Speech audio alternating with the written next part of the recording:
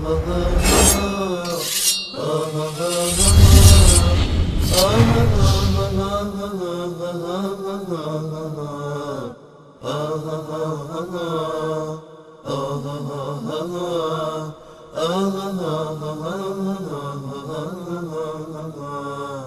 سلام علیکم بفرمایید. الو سلام علیکم آقای انصاری. علیکم السلام و رحمت الله. آقای انصاری خوب هستید؟ آخر وقت من محمدم از یزد. خیلی کوتاه آقا محمد چون وقت کلا تموم شد. اول به حضور شما عرض کنم که قبر مادر امام زمان علیه السلام در سامرا در حرم مطهر امام هادی روی قبرم نوشته این قبر مادر محمد فرزند امام حسن عسکری است. این یکی. دومی که در رابطه با مادر حضرت امام عصر 4 نقل هستش، چون به دلیل حسدی که وجود داشته در رابطه با امام حسن عسکری این خود مشکل بوده. درست. به هر صورت یه عده‌ای میگن که مادر امام عصر کنیزی بوده که در نزد حکیم خاتون بوده، یه عده‌ای میگن که یک کنیزی بوده مثلا تو سودان بوده، یکی هم که همین برنامه مثلا نرجس هست و که به نقلی میگن که اسمش نرجس بوده.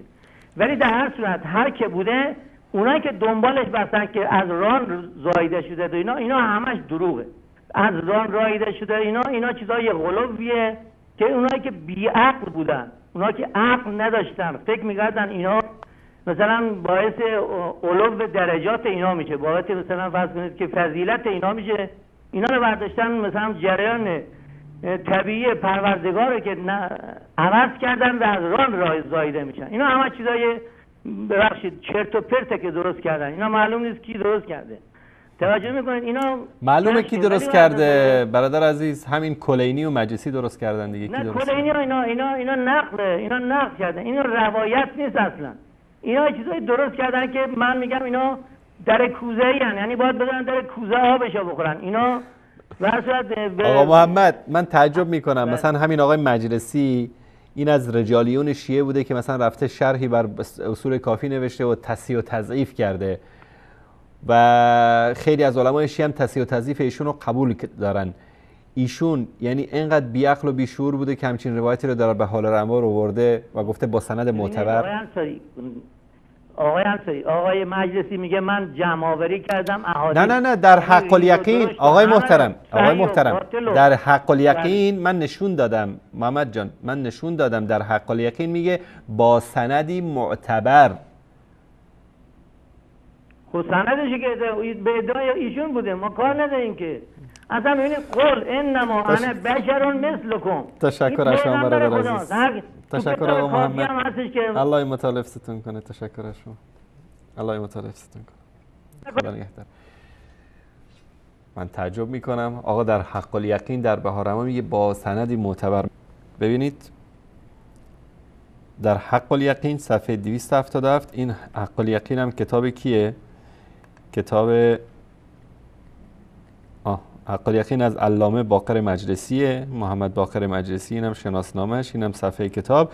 میگه دو شیخ بزرگوار، شیخ محمد ابن بابوی قمی و شیخ طوسی در کتاب‌های غیبت به سند معتبر روایت کردن از بشر بن سلیمان. کل جریان این بردهداری و این حرفایی که ما تو کلیپ آورده بودیم و از رام بدونیم اومدن تو همین روایت ها اومده. حرف ما نیست.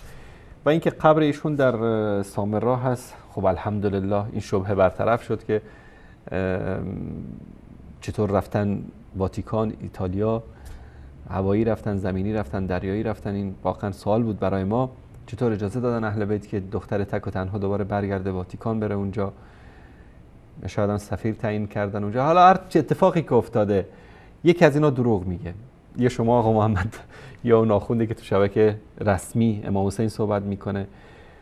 ما موندیم، شیعیان موندن. امیدواریم که الله سبحانه و تعالی توفیق بده که تعصب رو کنار بگذارید و قرآن کریم، این کتاب آسمانی، به این حبل الله چنگ بزنید و به قرآن عمل بکنید و به سنت رسول الله صلی الله علیه و آله و سلم.